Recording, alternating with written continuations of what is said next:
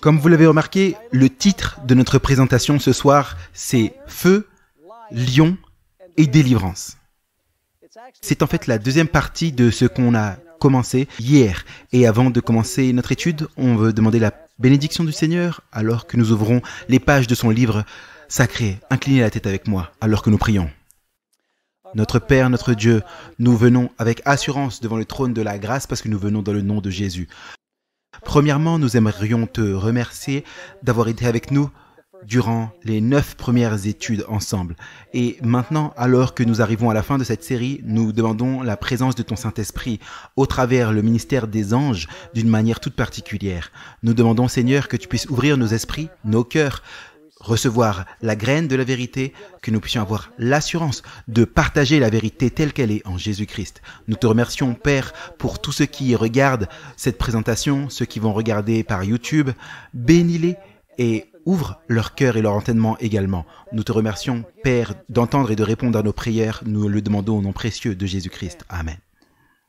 Eh bien, commençons en révisant la chaîne prophétique que nous avons parcouru durant les 9 sessions précédentes. Vous avez ça dans votre résumé et j'aimerais prendre cette opportunité de mentionner à ceux qui vont regarder ça en live et aussi sur YouTube qu'il y a un grand résumé disponible où vous avez tout sous forme imprimée afin que vous puissiez visualiser ce dont on discute. Ceux qui ont été présents ont reçu à l'entrée, mais regardez le live et sur YouTube.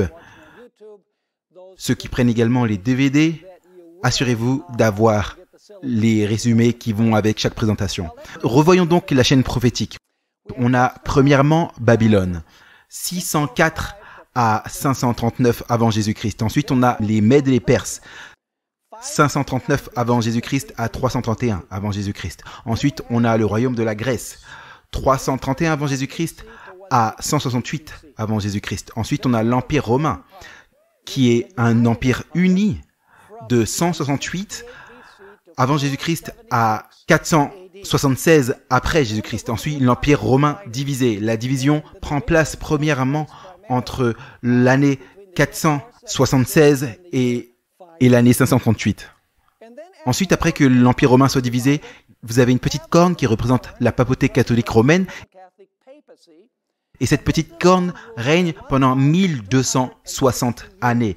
Et les 1260 années arrivent à leur terme à l'année 1798 où la papauté a été restreinte. La papauté a reçu sa blessure mortelle avec l'épée du pouvoir civil. Et en même temps, cette petite corne, alors qu'elle a reçu sa blessure mortelle, on trouve qu'une autre bête s'élève de la terre. Et cette bête de la terre, comme on l'a étudié, représente les États-Unis d'Amérique. Une bête qui a 2 cornes comme un agneau, mais finit par parler comme un dragon. Où sommes-nous dans la chaîne prophétique? Maintenant, nous sommes dans la période de repos, où il n'y a pas de persécution. Maintenant, nous vivons dans les scènes finales de la papauté qui sort de sa restriction et de la blessure de l'épée. Je le crois fermement, alors qu'on voit ce qui se passe aux États-Unis, à Rome, ce qui se passe aux Nations Unies, etc., que nous sommes dans la dernière portion de cette période de paix. Les événements suivants du drame seront, selon ce qu'on lit, lorsque cette bête qui a 2 cornes comme un agneau et qui, bien sûr, représente les libertés civiles et religieuses qui sont la base de la fondation de la séparation de l'Église de l'État, ce qui va se passer, c'est que cette bête de la terre va finir par contredire sa profession et qu'elle va parler comme un dragon. En d'autres termes, elle va professer, croire en la liberté civile et religieuse, en la séparation de l'Église de l'État, mais en pratique, elle va nier ce qu'elle a prétendu et pratiqué. Donc nous sommes maintenant au temps immédiatement avant que la blessure mortelle ne soit guérie et que la papauté soit libérée de sa captivité.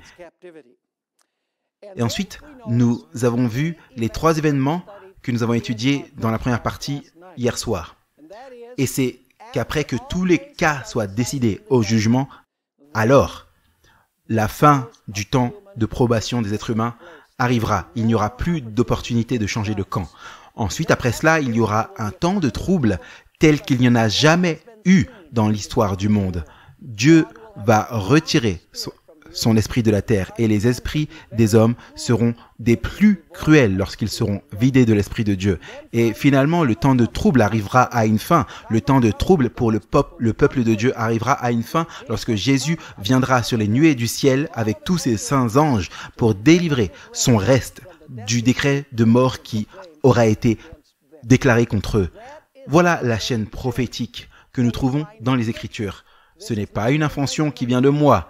Nous avons étudié avec attention tous ces événements. Maintenant, révisons quelques détails concernant la bête avec des cornes semblables à un agneau mais qui parle comme un dragon.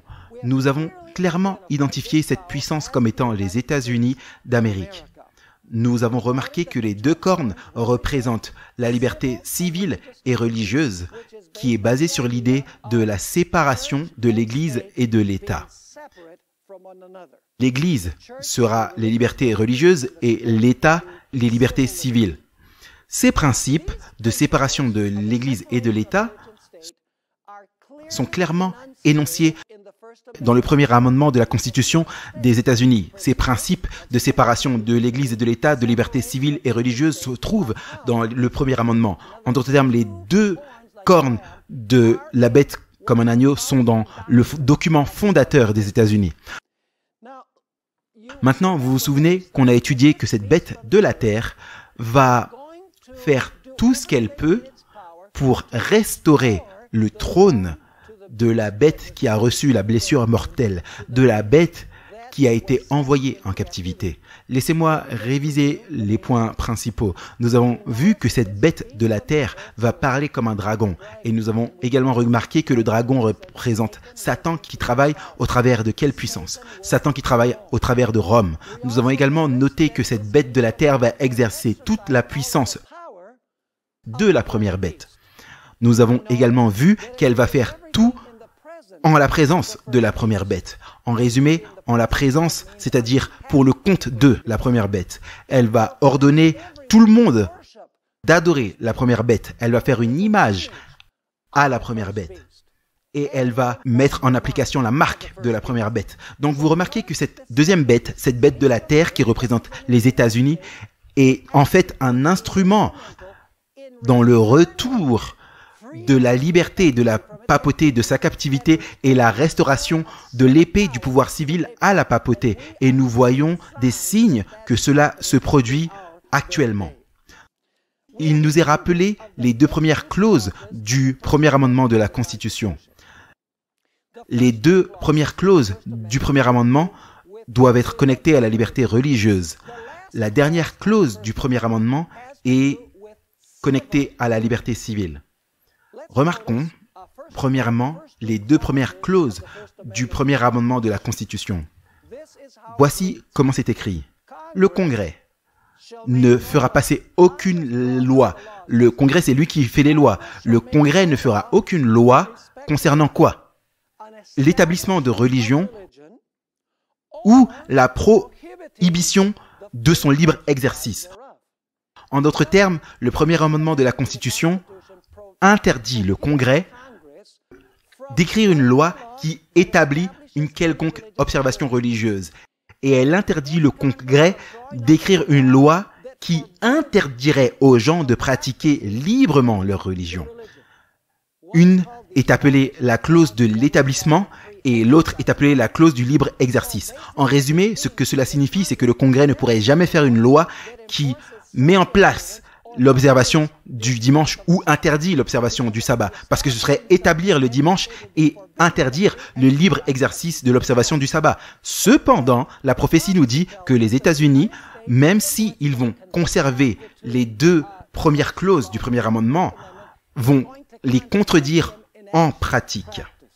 Maintenant, non seulement nous avons dans le premier amendement une garantie de liberté religieuse en interdisant le Congrès d'établir une religion ou d'interdire le libre exercice de la religion, mais le premier amendement garantit également ce que l'autre corne représente.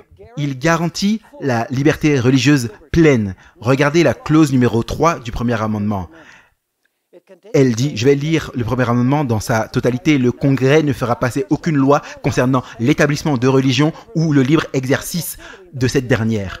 Ou, voici les lois, les droits civiques, ou empêchant la liberté d'expression. Est-ce que c'est un droit civique? Assurément. Ou de la presse. Une presse libre, est-ce que c'est un droit civil? Oui, assurément. Ou le droit du peuple de s'assembler paisiblement. Est-ce que c'est un droit civique? Oui. Ou de faire des pétitions au gouvernement pour demander des réparations. En résumé, ça veut dire que si quelqu'un vous fait une injustice, vous pouvez en appeler au gouvernement pour qu'il vous rende justice et de rééquilibrer les choses. Est-ce que c'est un droit civique? Oui, assurément, c'est un droit civique. Donc le premier amendement de la Constitution garantit la liberté religieuse et il garantit quoi? La liberté civile. Donc laissez-moi vous demander, y a-t-il une séparation entre l'Église et l'État dans le premier amendement? Oui, parce que le Congrès est interdit d'établir, de faire des lois religieuses, que ce soit établir une religion ou interdire le libre exercice de la pratique de religion. Maintenant, durant notre dernière étude, laissez-moi vous dire quelque chose avant de parler de notre dernière étude. Si le Congrès écrivait une loi pour mettre en place l'observation du dimanche et interdire le sabbat, laissez-moi vous demander, est-ce que cela va affecter vos droits civiques? Est-ce que cela va affecter votre liberté d'expression? Qu'est-ce que le gouvernement va faire si vous parlez contre ça? Vous allez être persécuté.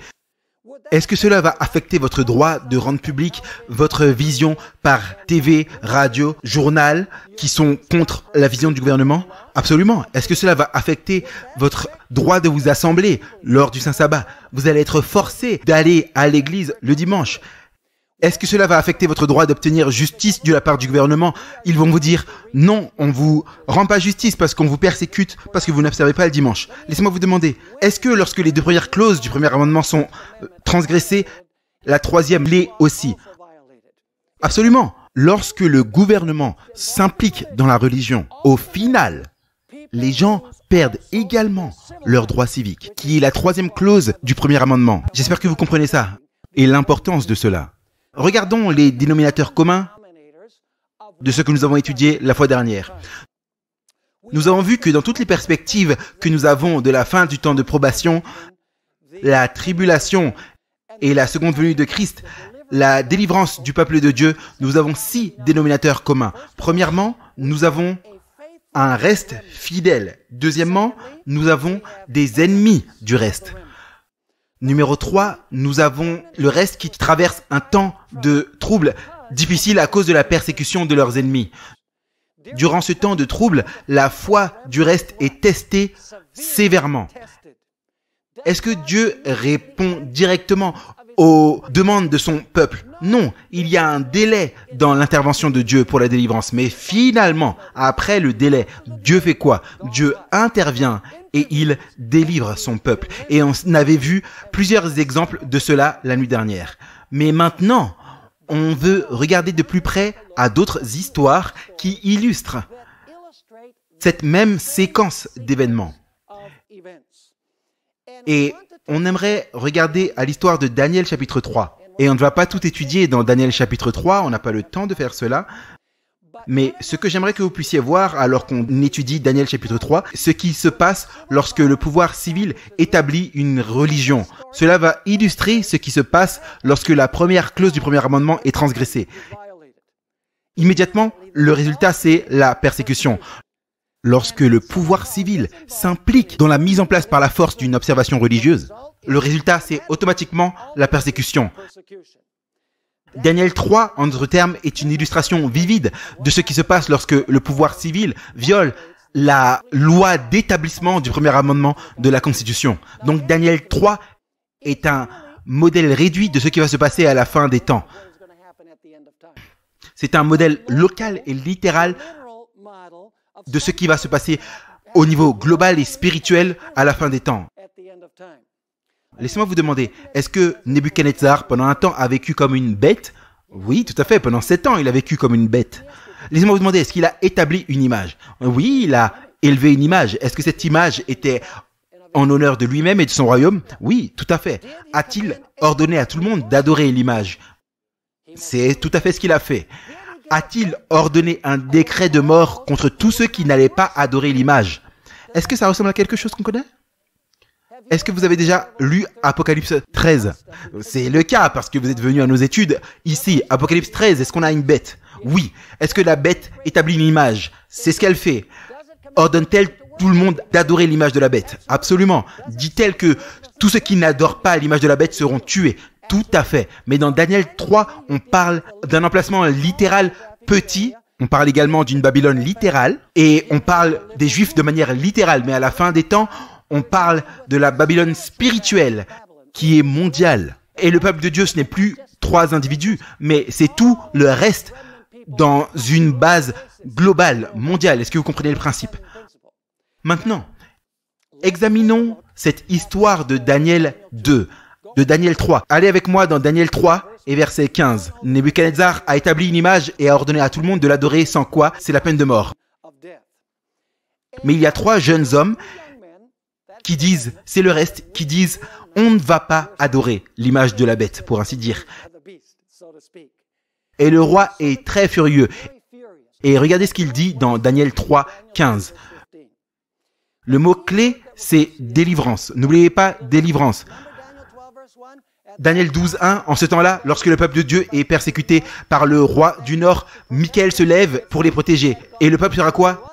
Délivré. Tout ce dont le nom est trouvé inscrit dans le livre. Maintenant, souvenez-vous de ce mot, parce que Daniel 3 et Daniel 6 illustrent Daniel 12, 1. Daniel 12, 1 est l'accomplissement mondial de Daniel 3 et de Daniel 6. Regardez le verset 15. Le roi dit, « Mais si vous ne l'adorez pas, à l'instant même, vous serez jetés au milieu de la fournaise de feu ardent. » Et regardez la question qu'il pose. « Et qui est le Dieu qui vous quoi? Qui vous délivrera de ma main. » Est-ce que le mot délivrer est un mot-clé? La bête lève, établit son image et ensuite elle met le décret et ensuite elle dit quel Dieu va vous délivrer de ma main. Eh bien c'est intéressant de remarquer la réponse des 3 jeunes Hébreux. On la trouve au verset 16.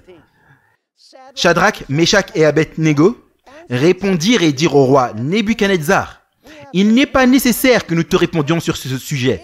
S'il est comme tu dis, notre Dieu que nous servons peut nous... Voici le mot-clé à nouveau, utilisé dans seulement 3 chapitres de Daniel. Daniel 3, Daniel 6 et Daniel 12, 1. Remarquez, il est dit, s'il est comme tu dis, notre Dieu que nous servons peut nous délivrer de la fournaise ardente. Et il fera quoi? Il nous délivrera de ta main, ô roi. Mais ils ne sont pas présomptueux. Ils aiment le Seigneur tellement qu'ils sont prêts à mourir. Et donc ils disent, et sinon, sache, ô roi, que nous ne servirons pas tes dieux et que nous n'adorerons pas la statue d'or que tu as dressée. Est-ce que le reste est en danger? Pas qu'un peu. Font-ils face à un décret de mort? Assurément, parce que le pouvoir civil a établi une observation religieuse. Est-ce que ces individus sont condamnés à perdre leur grand droit civique qui est la vie? Absolument. Maintenant, j'aimerais que vous puissiez voir Daniel 3 et verset 25. Quelqu'un vient dans la fournaise pour délivrer ces jeunes hommes. Remarquez Daniel 3, verset 25. Le roi Nebuchadnezzar regarde dans la fournaise et soudainement, il ne voit pas 3 personnes mais 4. Il dit, « Voici, je vois 4 hommes déliés se promenant au milieu du feu et ils ne sont point et ils n'ont aucun mal. Et l'aspect du 4e est semblable au Fils de l'homme. » Et les versions modernes disent à un Fils de Dieu.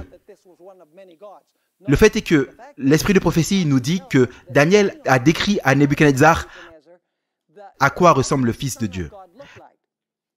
Et Nebuchadnezzar savait que ça, ce n'était pas simplement un fils de l'un des dieux, c'était le Fils de Dieu. Mais maintenant, j'aimerais que vous puissiez remarquer quelque chose de très intéressant. Qui délivre dans Daniel 12:1? C'est Michael qui délivre. Et c'est qui, Michael? C'est l'archange qui délivre.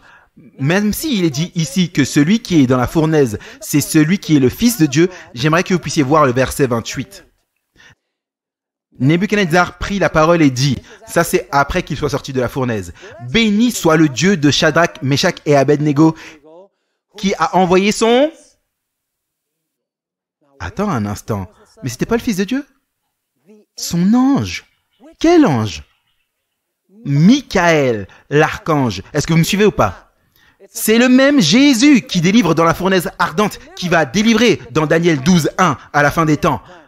Donc il a envoyé son ange, et regardez le mot, et a délivré ses serviteurs qui se sont confiés en lui. Et ils ont changé la parole du roi et ont livré leur corps afin de servir et de n'adorer aucun autre Dieu que leur Dieu. Maintenant, Nebuchadnezzar fait un décret illégitime. Nebuchadnezzar va dire, maintenant, tout le monde va devoir honorer le Dieu de ces trois jeunes hommes. Et s'ils ne le font pas, ils vont être découpés en pièces et leur maison sera renversée. Est-ce que c'est un décret légitime? Non. Le pouvoir civil ne peut pas vous empêcher d'adorer le vrai Dieu ou vous forcer à adorer de faux dieux. Vous ne pouvez pas être forcé dans la religion. Maintenant, regardez ce que le roi dit dans Daniel 3, 28. Et on va le lire 29 également. Nebuchadnezzar prit la parole et dit, « Béni soit le Dieu de Shadrach, Meshach et Abednego, qui a, regardez ça, qui a envoyé son ange et à quoi? C'est quoi le mot-clé encore? Et a délivré ses serviteurs qui se sont confiés en lui. » Regardez l'idée, c'est qu'ils se sont confiés en lui. Et ils ont changé la parole du roi et ont livré leur corps afin de ne servir et n'adorer aucun autre Dieu que leur Dieu. Et maintenant, regardez le décret. Et de par moi, l'ordre est donné quand tout peuple, peuplade, langue, quiconque parlera mal du Dieu de Shadrach, Meshach et Abednego sera mis en pièces et sa maison sera réduite en un tas d'immondices parce qu'il n'y a pas d'autre Dieu qui puisse délivrer comme ça. Vous pensez que c'est quoi le mot-clé dans ce passage? Délivrer. Délivrer. Dieu est le Dieu qui délivre son reste d'une mort assurée, son reste dont la foi est testée sévèrement. Maintenant, remarquez Hébreux 11, 33 et 34. C'était quoi le secret de ces trois jeunes hommes? Pourquoi étaient-ils si fermes, si constants?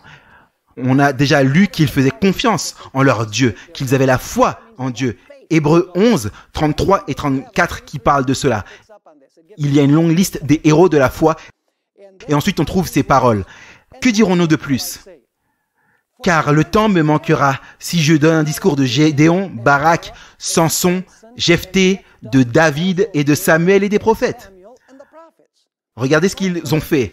Qui, par la foi, c'est-à-dire par la confiance, qui par la foi subjuguèrent des royaumes, accomplirent la justice, obtinrent les choses promises, fermèrent quoi? Par la foi, ils fermèrent la gueule des lions et par la foi, ils firent quoi d'autre? Ils éteignirent la force du feu.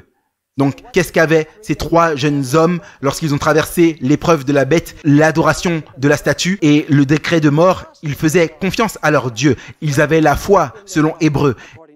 Ils ont éteint le feu et fermé la gueule des lions. A-t-on tous les dénominateurs communs dans cette histoire? Y a-t-il un reste fidèle? Oui, les trois jeunes hommes. Y a-t-il des ennemis du reste? Absolument, le roi et ses conseillers. Est-ce que le reste passe par un temps de troubles sévères? Oui, c'est le cas. Font-ils face à un décret de mort? Y a-t-il une vraie angoisse et une épreuve pour eux? C'était assurément le cas. Maintenant, est-ce que Dieu a retardé dans la délivrance? Est-ce que Dieu pouvait les délivrer sans qu'ils ne soient jetés dans la fournaise ardente?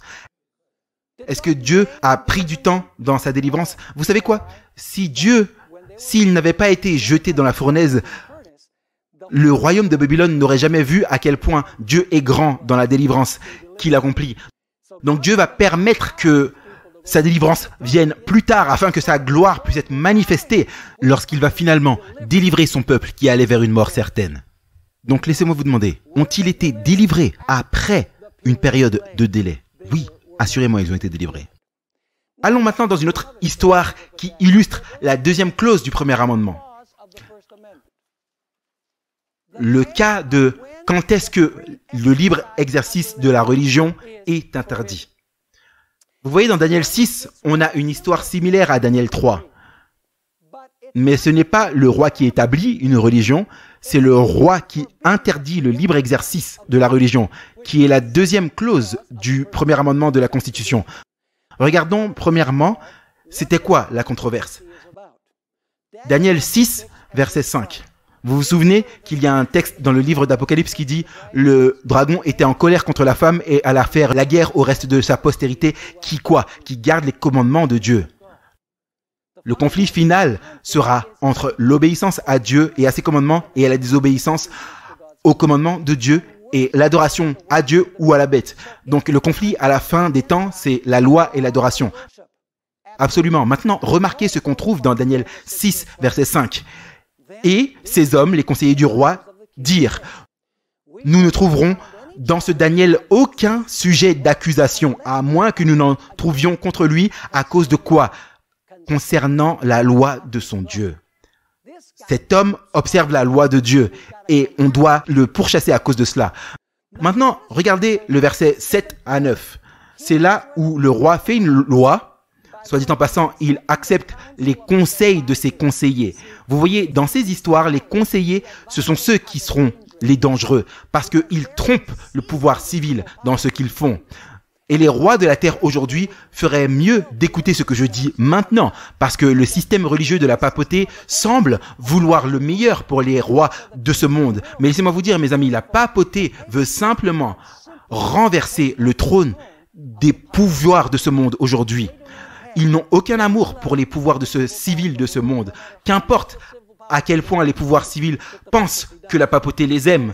Donc il est dit, tous les présidents du royaume, les préfets, les satrapes, les conseillers, les gouverneurs ont tenu conseil ensemble pour établir un statut royal et mettre en vigueur une défense portant que quiconque fera une demande à quelque dieu ou à quelque homme, que ce soit durant 30 jours, excepté à toi, ô roi, sera jeté dans la fosse au lion.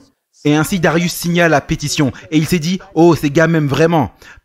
Personne ne pouvait prier à aucun homme ou aucun dieu pendant 30 jours. Laissez-moi vous dire, est-ce que le roi a établi une observation religieuse? Non, il n'a pas fait ça. Il a interdit le droit aux gens de faire des demandes à leur Dieu. Il a interdit le libre exercice de la religion. Vous me suivez ou pas? Il n'a pas dit, vous devez prier comme ça. Il a dit, vous ne pouvez pas prier pendant 30 jours à aucun Dieu. C'est la deuxième clause du premier amendement. C'est l'interdiction du libre exercice de la religion. Maintenant, qu'est-ce que Daniel a fait lorsque le décret a été prononcé l'interdisant de prier son Dieu? Regardez ce qui est dit dans Daniel 6 et verset 10. Or Daniel, quand il sut que l'écrit était signé, entra dans sa maison et ses fenêtres étaient ouvertes dans sa chambre haute du côté de Jérusalem. Il s'agenouillait sur ses genoux 3 fois le jour et priait et rendait grâce devant son Dieu comme il l'avait fait auparavant. Ça aurait été facile pour Daniel de dire « Pas besoin de déranger ces gars-là, mais pourquoi aggraver le problème? Je ferme juste les fenêtres. » Non, hors de question. Il n'était pas politiquement correct. Il a dit « Ça, c'est un décret illégitime. » Soit dit en passant, Daniel obéissait à toutes les lois civiles, excepté lorsque les Mèdes et les Perses ont proclamé une loi qui violait sa conscience. Vous me suivez ou pas? Donc, on devrait obéir à toutes les lois civiles, excepté lorsque les lois civiles rentrent en conflit avec nos convictions religieuses. Et donc, il est dit que Daniel pria. Mais bien sûr, ses ennemis le regardaient. Regardez Daniel 6, 14 à 23. Ces hommes allèrent dire au roi, « Roi, on a trouvé Daniel qui priait, il pratiquait sa religion. Mais tu as dit que personne ne pouvait librement pratiquer sa religion, donc tu dois faire appliquer la loi. » Verset 14. Alors le roi, quand il entendit ces paroles, eut un grand déplaisir envers lui-même. Est-ce qu'il réalisa qu'il a été trompé? Oui, mais c'était trop tard. Et il fixa son cœur sur Daniel pour faire quoi? Voici le mot-clé, pour le délivrer. Et il travailla jusqu'au coucher du soleil pour le délivrer. Alors le roi a donné l'ordre et on amena Daniel et on le jeta dans la fosse au lion. Et le roi prit la parole et dit, « Ton Dieu que tu sers continuellement, lui, il te... Donc, on dirait que la délivrance, c'est un thème ici. Il dit, ton Dieu que tu sers continuellement, il te délivrera. Et le roi a été au matin très rapidement à la fosse au lion et il a crié avec une voix lamentable en disant,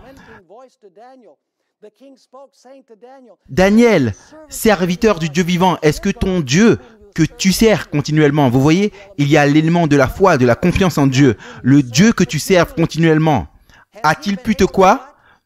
Le voici à nouveau, te délivrer des lions. Alors Daniel parla au roi et dit au roi, vie à jamais, mon Dieu a envoyé son quoi? Donc, qu'est-ce qui délivre? Michael, l'archange. Dans la fournaise ardente, l'ange. Avec Jacob, l'ange qui était Dieu, soit dit en passant. Donc, c'est l'ange qui délivre. Et donc, il dit, encore une fois, verset 20, lorsqu'il arriva à la fosse, il cria d'une voix lamentable. Et le roi dit à Daniel, Daniel, serviteur du Dieu vivant, ton Dieu que tu sers continuellement a-t-il pu te délivrer des lions? Alors Daniel parla au roi, vis à jamais. Mon Dieu a envoyé son ange et a fermé la gueule des lions. Et ils ne m'ont fait aucun mal parce que devant lui, l'innocence s'est trouvée en moi. Et devant toi non plus, ô roi, je n'ai rien fait de mal.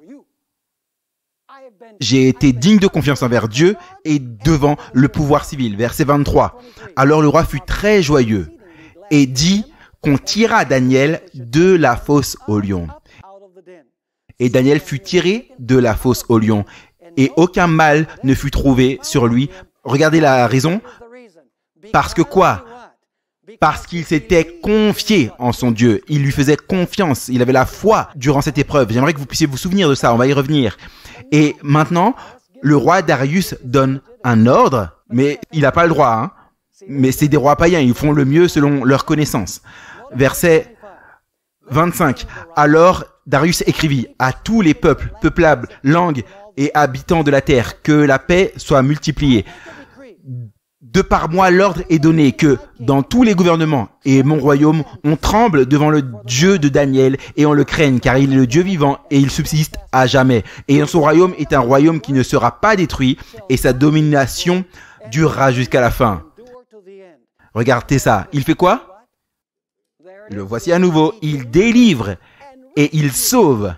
Et il opère des signes et des prodiges dans les cieux et sur la terre. C'est lui qui a... Je pense que la délivrance, c'est la pensée centrale. C'est lui qui a délivré Daniel de quoi? De la puissance des lions. Laissez-moi vous demander, est-ce qu'il y a un reste fidèle dans cette histoire? C'est qui? Daniel. A-t-il des ennemis?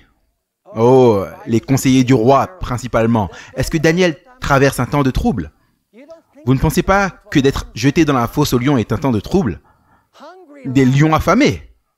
Parce que la Bible dit que une fois que ceux qui ont fait le plan ont été jetés eux-mêmes dans la fosse aux lions, ils n'ont même pas eu le temps de toucher le fond de la fosse qu'ils étaient déjà mangés. Ils étaient très affamés.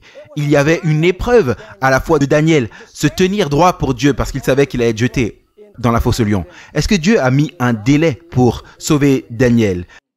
Le délai a duré toute la nuit, mes amis. Mais est-ce qu'au final, Dieu est intervenu pour délivrer Daniel de ses ennemis? Absolument. Maintenant, regardons le livre d'Esther. C'est un livre très intéressant. La crise, une nouvelle fois, est connectée à la loi et à l'adoration. C'est le conflit à la fin des temps, mes amis. Ce n'est pas ISIS. Ça, c'est une distraction. Tout le monde regarde Al-Qaïda et les terroristes. Je ne dis pas que le terrorisme, c'est bien, ou se faire exploser, c'est bien. C'est un acte barbare. Mais ce que je dis, c'est que la prophétie n'est pas accomplie là-bas. La prophétie est accomplie à Rome et aux États-Unis. Et les gens ne peuvent pas le voir parce qu'ils regardent là-bas, au lieu de regarder ici. Mais c'est quoi le problème au temps d'Esther? Esther 3, 1 à 3 implique l'adoration. Après ces choses, le roi Assuérus agrandit Haman, fils d'Amadéta, l'Agagite, et l'éleva et le plaça sur son siège au-dessus de tous les princes qui étaient avec lui. Et tous les serviteurs du roi qui étaient à la porte du roi se courbaient et se prosternaient devant Haman. Pourquoi se prosternait-il devant lui, se courbait-il devant lui? Car le roi l'avait ainsi commandé à son égard. Est-ce que c'est un pouvoir civil qui donne un pouvoir de s'agenouiller devant des êtres humains? Absolument. Est-ce que Mardoché, lui, était un juif fidèle? Absolument. Mais regardez ce qui est dit. Mais Mardoché ne se courbait pas, ni ne se prosternait. Alors les serviteurs du roi qui étaient à la porte du roi dirent à Mardoché, « Pourquoi transgresses-tu le commandement du roi ?» Laissez-moi vous demander, est-ce que Mardoché transgresse la loi civile? Oui, parce que la loi civile dit « Agenouille-toi devant cet homme ». Est-ce que Mardoché a désobéi à la loi civile? Oui, parce qu'elle rentre en conflit avec quoi? Elle rentre en conflit avec la conviction de sa conscience. Et lorsque le pouvoir civil qui rentre en conflit avec nos convictions, nous avons le droit de désobéir aux lois civiles. Mais sans quoi, il nous faut obéir aux lois civiles. Seulement lorsqu'elles interfèrent avec nos convictions religieuses, il nous faut désobéir. Mais là, Mardoché ne s'agenouille pas devant Haman. Haman est rempli de rage. Il ne se dit pas, je vais simplement me débarrasser de Mardoché, mais je vais me débarrasser de tout son peuple, tous les Juifs. Et regardez ce qui est dit dans Esther 3, et le verset 8 et 9. Et Haman dit au roi Assuérus, « Il y a un peuple dispersé et répandu parmi les peuples dans toutes les provinces de ton royaume. » Regardez ce qu'il dit. Regardez, c'est quoi le problème? Oh, vous parlez de la nation juive. Leurs lois sont différentes de tous les peuples. Et parce que leurs lois sont différentes, à quelles lois font-ils référence? S'agenouiller et adorer. Et donc, il est dit ici, leurs lois sont différentes de toutes celles des peuples. Ils ne pratiquent pas les lois du roi. Par conséquent, il ne convient pas au roi de les laisser faire. Si le roi le trouve bon, qu'on écrive l'ordre de quoi? De les détruire. Est-ce que vous comprenez? Maintenant, est-ce qu'il y a un reste fidèle dans cette histoire? C'est qui le reste fidèle? Mardoché et les Juifs. Ont-ils des ennemis? Haman et sa femme. On n'a pas le temps de parler de sa femme. Mais sa femme était vraiment celle qui tirait les ficelles dans l'ombre. Est-ce que Mardoché et le peuple passent par un vrai temps d'épreuve et de crise? Lisons-le dans Esther 4, verset 3. Et dans chaque province, partout où parvint la parole du roi et son édit, il y eut un grand quoi? Deuil parmi les Juifs, des jeûnes et des pleurs et des lamentations. Beaucoup firent leur lit du sac et de la cendre. Est-ce que vous pouvez voir l'angoisse et l'agonie du peuple alors qu'il traverse ce temps de trouble, lorsque le décret de mort a été prononcé contre eux? Est-ce que la foi du peuple de Dieu est testée sévèrement durant cette épreuve? Est-ce que Dieu a retardé son intervention pour les délivrer? Tout ce que vous avez à faire, c'est lire l'histoire d'Esther. Dieu aurait pu les délivrer instantanément. Mais il y a toute une série d'événements qui se produisent alors que le décret de mort est prononcé. Il y a toutes sortes d'événements que Dieu utilise pour finalement délivrer son peuple. Il ne les délivre pas instantanément. Mais laissez-moi vous demander, est-ce qu'à la fin, il intervient et il délivre son peuple d'une mort certaine? Laissez-moi vous lire cette citation d'Ellen White. Elle dit, dans le volume 5 des témoignages, à la page 450, le décret qui doit sortir contre le peuple de Dieu à la fin des temps sera similaire à celui qui a été émis par Assuérus contre les Juifs au temps d'Esther. Est-ce qu'il nous faut étudier par conséquent le livre d'Esther? Absolument. L'édit perse est sorti de la malice d'Haman envers Mardoché. Pas que Mardoché lui ait fait du mal, mais il avait refusé de le révérer, ce qu'on ne doit faire qu'à Dieu. Est-ce que c'est un problème d'adoration? Assurément. La décision du roi contre les Juifs a été assurée par un faux prétexte, par une mauvaise représentation de ce peuple particulier. Est-ce que le peuple de Dieu va recevoir une mauvaise représentation à la fin des temps? Lisez la Bible, lisez les écrits d'Ellen White, vous allez voir ce qui est dit à la fin des temps. Il est dit, Satan a créé le schéma pour ôter de la terre ceux qui observent la loi du vrai Dieu. Mais son plan a été défait par un contre-pouvoir qui règne parmi les enfants des hommes. Les anges qui excellent en force ont été appelés pour protéger le peuple de Dieu et les plans de leurs adversaires se sont retournés contre eux. Ensuite, elle fait l'application. Le monde protestant aujourd'hui voit en la petite compagnie qui observe le sabbat un Mardoché à la porte. Son caractère et sa conduite expriment une révérence pour la loi de Dieu et sont un reproche constant pour ceux qui se sont détournés de la crainte de l'Éternel et foulent aux pieds son sabbat. L'intrus non désiré doit, par n'importe quel moyen, être mis hors d'état de nuire. Est-ce que vous comprenez ce qui est dit? Donc laissez-moi vous demander, est-ce que tous les éléments dont nous parlons se trouvent dans cette histoire? Absolument. Vous savez, la plus belle partie de ces histoires, c'est la délivrance finale. Dieu a le dernier mot. Il délivre ceux qui ont la foi en lui, ceux qui lui font confiance. Mais le plus grand exemple dans la Bible de ces éléments dont nous parlons, c'est l'expérience de Jésus. L'expérience de Jésus a tous ces dénominateurs communs que nous avons décrits. Le reste fidèle, dans ce cas, ce serait Jésus-Christ. À la fin de sa vie, est-ce que Jésus a eu beaucoup d'ennemis qui voulaient lui faire du mal? On peut simplement mentionner Satan, Judas, on peut parler de Caiaphas, les leaders religieux, les Sadducéens, les Hérodiens, qui ont poussé la populace à chercher à se débarrasser de Jésus. Est-ce que Jésus est passé par un sévère temps de trouble et d'angoisse à cause de la persécution de ses ennemis? Absolument.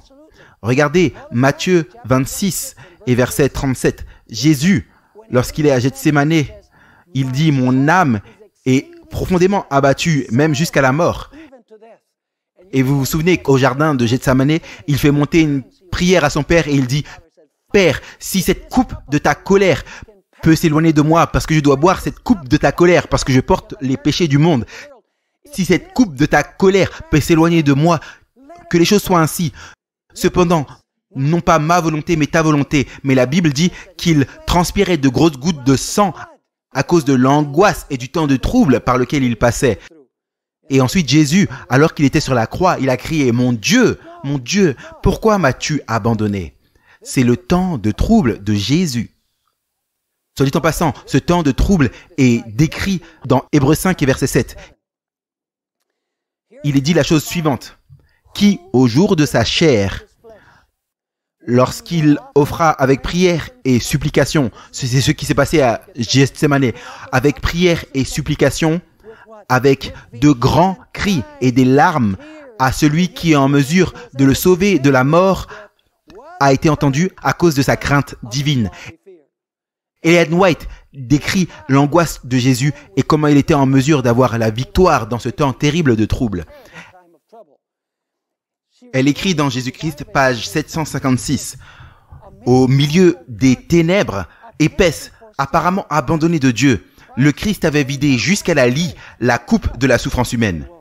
Pendant ces heures effroyables, il s'était reposé sur quoi? Sur les preuves de l'acceptation de son Père qui lui était donnée jusque-là. En d'autres termes, il avait une expérience passée qui l'a fortifié dans cette épreuve. Il connaissait le caractère de son Père. Il connaissait sa justice, sa miséricorde et son grand amour. Par la foi, il s'est reposé en lui et il avait toujours fait sa joie de lui obéir. Et dans une entière soumission, il se remit entre les mains de Dieu. Il cessa de se sentir privé de la faveur de son Père. Par la foi, Christ fut quoi? Fut victorieux. Jésus ne dépendait pas de ses sentiments et de ses émotions dans le temps de trouble. Il s'est senti séparé de son Père. Il a senti le poids du péché. Il s'est dit que le poids du péché était si lourd qu'il ne verrait jamais la face de son Père à nouveau. Et cependant, il faisait confiance aux promesses de son Père. C'est ça que la Bible appelle la foi de Jésus. Laissez-moi vous demander, y avait-il un délai dans l'intervention du Père pour délivrer Jésus? Est-ce que Jésus est mort, oui ou non? Bien sûr qu'il est mort. Est-ce que son Père l'a délivré de la mort? Non, il y a eu un délai. Est-ce que le Père, au final, l'a délivré de la mort? Oui, mais il y a eu un délai. J'aimerais que vous puissiez remarquer ce qu'on trouve dans Hébreux 5 et verset 8. Pourquoi Dieu a-t-il permis à Jésus de passer par ces épreuves-là? Ça nous est dit dans Hébreux 5, 8. Bien qu'il fût un fils, il a appris quoi? L'obéissance par les choses qu'il a souffertes. Donc, qu'est-ce qui se passe lorsqu'on traverse ces épreuves? On apprend à obéir, à faire confiance à Dieu, à avoir la foi en Dieu, à avoir une confiance implicite en Dieu, afin que rien dans ce monde puisse secouer notre confiance en lui. Laissez-moi vous demander, même s'il y avait un délai, et on dirait que Dieu n'a pas répondu à Jésus, mon Dieu, pourquoi m'as-tu abandonné? Ensuite, il est mort. Il y a eu un délai. Combien de temps le délai a-t-il duré? Il a duré du vendredi après-midi à environ vers 3 heures jusqu'à très tôt le premier jour de la semaine. Donc après le délai, est-ce que Jésus va être délivré par son Père? Absolument. Remarquez cette déclaration d'Ellen White. On la trouve dans le Youth Instructor le 2 mai 1901. Il est dit là: celui qui est mort pour les péchés du monde devait demeurer dans la tombe durant le temps alloué. Il était dans cette prison de pierre, un prisonnier de la justice divine. Il était dans la tombe, un prisonnier de la justice divine. Et il était responsable devant le juge de l'univers. C'était qui le juge de l'univers? Le Père. Il portait les péchés du monde et son Père ne pouvait que le délivrer. Ce serait quoi un synonyme de libérer? Délivrer, absolument. Seul son Père pouvait le délivrer. Et je sais que certaines personnes pensent à Jean 10, 17, où Jésus dit « J'ai le pouvoir de donner ma vie et de la reprendre ». Mais les gens ne lisent pas les 2 versets en entier. Lisons Jean 10, 17 et 18. « Par conséquent, mon Père m'aime, dit Jésus, parce que je donne ma vie, afin que je puisse la reprendre. » Il est dit, il donne sa vie afin qu'il puisse la reprendre. Personne ne me l'ôte, mais je la donne de moi-même. Il dit, et là, j'ai le pouvoir, mais c'est une mauvaise traduction. Pouvoir, ce n'est pas dynamos, mais exercia, qui est mieux traduit par autorité. Il dit, j'ai l'autorité de la quitter et l'autorité de la reprendre. Pourquoi Jésus a-t-il l'autorité de la donner et de la reprendre? Est-ce que c'est à cause de lui ou est-ce qu'il a reçu la permission de son Père? Lisons la dernière partie du verset 18. J'ai reçu cet ordre de mon Père. Donc, ce qui se passe le premier jour de la semaine, c'est que Jésus était un prisonnier de la justice divine et le Père envoie 2 anges. L'un roule la pierre, s'assoit sur la pierre et l'autre se met debout devant la pierre et dit « Ô toi, fils de Dieu, ton Père t'appelle. » Et Jésus sort de la tombe par une vie qui était en lui. Mais son Père était celui qui a autorisé à Jésus à reprendre sa vie une nouvelle fois. Il dit, j'ai reçu ce commandement de mon Père. Est-ce que Jésus était donc délivré de son Père? Assurément, il l'a été. Ça, c'est la chose magnifique. Donc, est-ce que vous savez qu'on va répéter l'histoire de Jésus? Écoutez cette magnifique déclaration de Review and Herald le 14 avril 1896. Cela vous donne des frissons, du moins moi ça m'en donne. Les forces des puissances des ténèbres vont s'unir avec les agents humains qui se sont donnés au contrôle de Satan. Et les mêmes scènes, écoutez, les mêmes scènes qui ont été démontrées lors du procès, du rejet et de la crucifixion de Christ vont être ravivées. Est-ce qu'on va passer par la même épreuve? Oui. Et regardez ce à quoi cela va ressembler. En se soumettant aux influences sataniques, les hommes seront changés en démons. Et ceux qui ont été créés à l'image de Dieu, qui ont été formés pour honorer et glorifier leur Créateur, deviendront l'habitation des dragons. Et Satan verra dans une race apostate son chef-d'œuvre du mal, des hommes qui reflètent sa propre image. Voici ce par quoi le peuple de Dieu va passer.